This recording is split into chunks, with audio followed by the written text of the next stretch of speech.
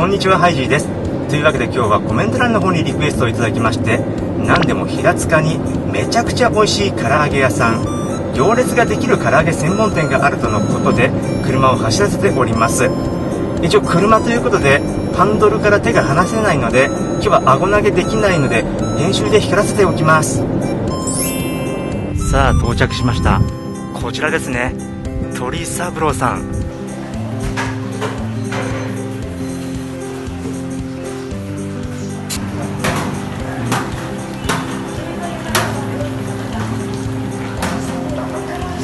緊急事態です。今鳥三郎さんで唐揚げをどっさり買いまして、めっちゃいい匂いだったとかね、揚げたてですごいなっていうのもあったんですけれども、買ってもちろんいつものように近くの公園で食べようと思ったんですよ。ただ公園はあれども、その近辺に車を止められるようなパーキングが全くなくて、今もう一回高速に乗って家に帰るところになっちゃってます。いつもだったらね、お店の近くの公園がいいなとかなるんですけれども、今回はもう、高速のパーキングとかでジュースを買いつつ唐揚げ弁当を楽しもうかなということになります。海老名サービスエリアに着きました。下りと違って屋外に食べる場所もそんなないとのことで、もう車の中で食べちゃいましょう。とにかく買ってきたのはもうどっさり美味しそうです。買ってまいりましたのは、こちら、はい、まずね、唐揚げ10個入りのやつ買って、でかっでかっ、一個一個でかっ。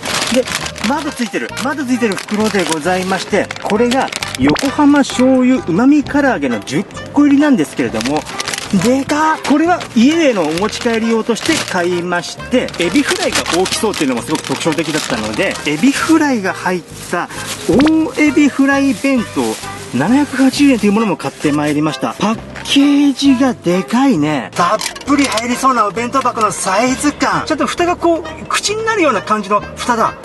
で、こう来ますと、もうご飯がちょっと水平から見ても盛り上がっております。そしてこれを開けますと、唐揚げはさっきも見たからでかいのはもう知ってたんですけども、唐揚げのでかさを打ち消すようなエビの大きさ。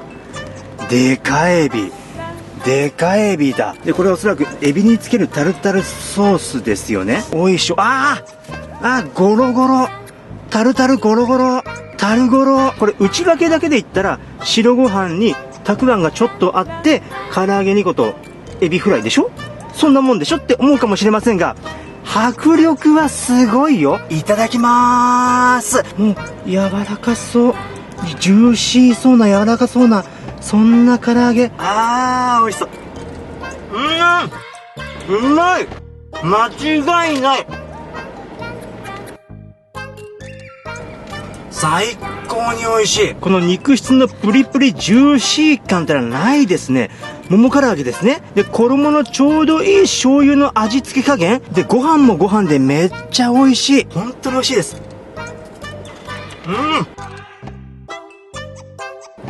もう最高だね。これは人気なのもうなずける。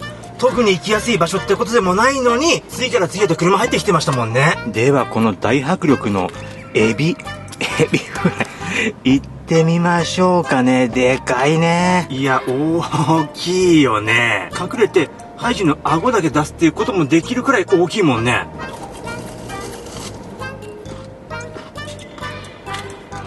こっちはサクサク。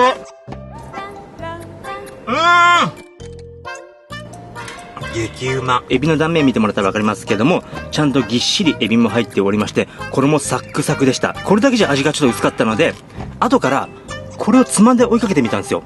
そしたらこれね、ちゃんと卵の黄身が、この卵がかなりしっかりゴロゴロ入っているというタルタルソースでございました。程よい甘さもあるし最高ですね。で、ちょっとサクサク音がすごすぎるから、ちょっとマイクで拾ってみましょうか。タルタルソースにこうつけつついきますよ。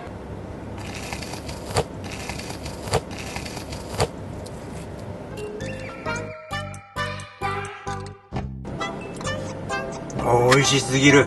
じゃあ今度は唐揚げね。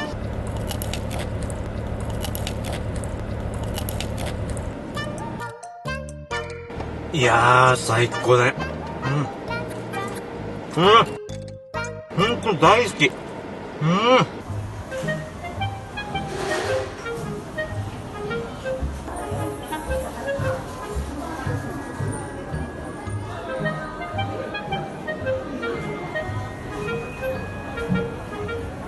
というわけでボリュームも満点、すいません、ボリュームも満点ですごく大満足だったんですけれども、一応スイーツも物色してきまして買ってきましたのはこちら、丹沢あんパンですね。それプラスロンカフェさんのアイスコーヒーかな、ブラック、これを買ってきまして、ほらもうこれぞっていう、これぞだね、もうこれぞっていうあんパン。断面ごめんなさい、おいしい。塩気もあっておいしい。これまた家族のみんなと食べるのはすごく楽しみだよね。それはいいんだ、それはいいとして、今日もまた変なコメント来てたんだ。何なのこのコメント。上さんから、教えてもらった通りやれば飛べましたよ。なんか教えた？